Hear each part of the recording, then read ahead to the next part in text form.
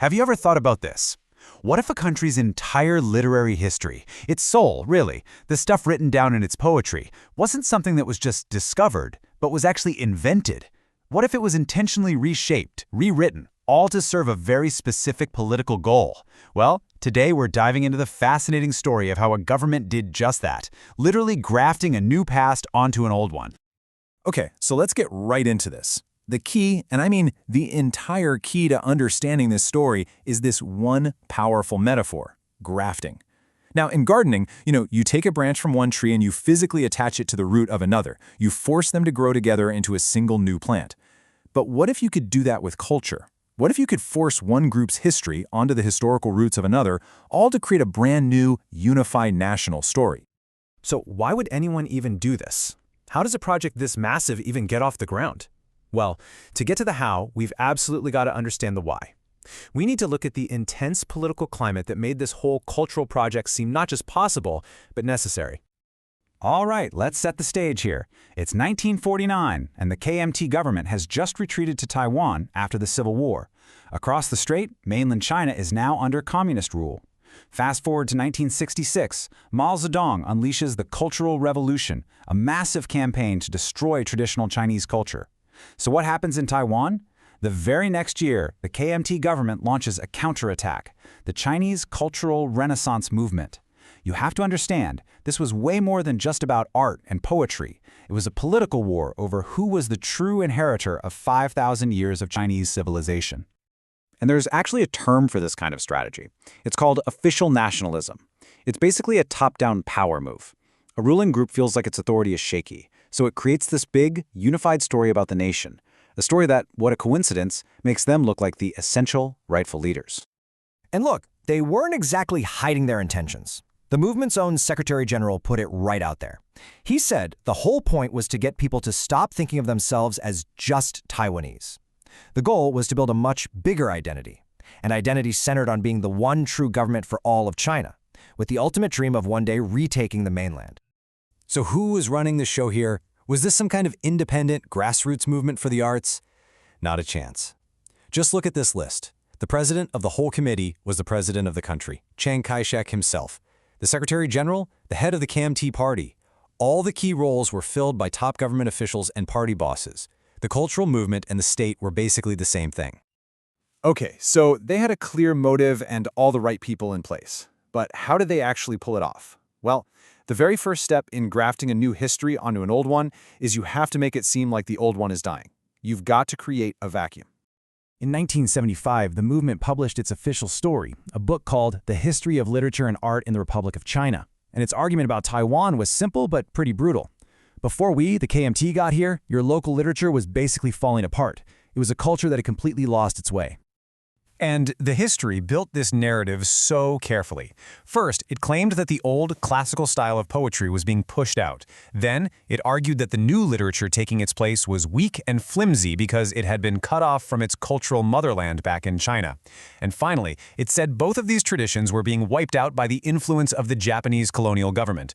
The picture they painted was one of total cultural collapse.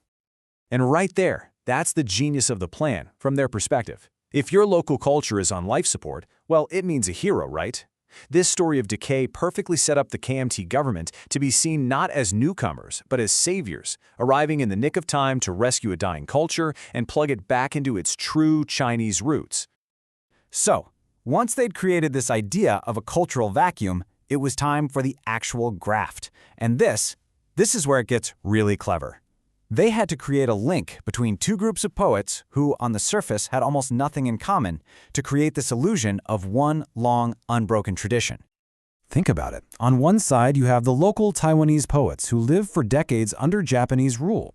For them, a lost homeland was this kind of vague ancestral China from a past dynasty. And on the other hand, you have the poets who just arrived with the KMT, many of them high-ranking government officials. Their lost homeland was the very real, very recent mainland China they had just been forced to flee, two totally different worlds. So the official history starts picking out very specific poems. Take this one, from a poet writing during the Japanese era. He's talking about that feeling of helplessness when a new government takes over, like you've lost control of your own fate. It's a feeling of loss, of resignation. Okay, hold that thought. Now listen to this poem. This one is from a KMT official who just arrived in Taiwan. And that tone, it's almost identical, isn't it? That same sense of hopelessness, that feeling that everything you worked for is now gone. See what they did there? This emotional link was everything. And that was the trick. That was the core of the whole thing. By just ignoring all the massive political and historical differences and focusing only on these universal feelings, grief, enduring hardship, hoping for a better future, the history could claim that these two very different groups of poets actually shared the exact same spirit. The message was subtle but powerful. The new KMT poets weren't outsiders. They were the rightful heirs to this long-standing Taiwanese tradition of poetic sorrow. So what was the end game here? What did all this effort actually achieve? Well, it was all about building something scholars call a new imagined community. Now, an imagined community doesn't mean it's fake or made up. Not at all. It just means that what holds a nation together, what makes millions of people who will never meet feel like they're part of the same we, is a shared story, a common image in their minds about who they are and where they come from. This whole project was a conscious effort to build that shared image from the top down. And the result was huge. This was never just about a few poems. By rewriting the literary history, the state was able to absorb Taiwan's really unique, often colonial past into its own grand story, the story of a single unified China that was just temporarily in exile. Taiwan's history became a chapter in the KMT's history.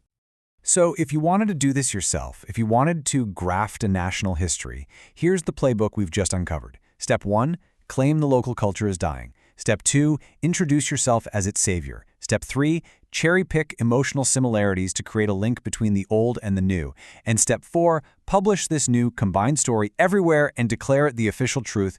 It's a pretty powerful formula. And that brings us right back to the beginning, doesn't it? It all comes down to power.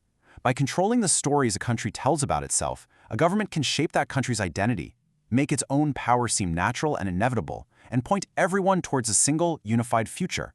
Culture becomes a powerful political tool. Which really leaves us with one last big question to chew on. This story is from one specific time and place, but the idea behind it is universal. It makes you stop and ask, what about the stories we tell about our own past? The ones we learn in school, the ones we see in movies, how did those stories shape who we, right now, believe we are today?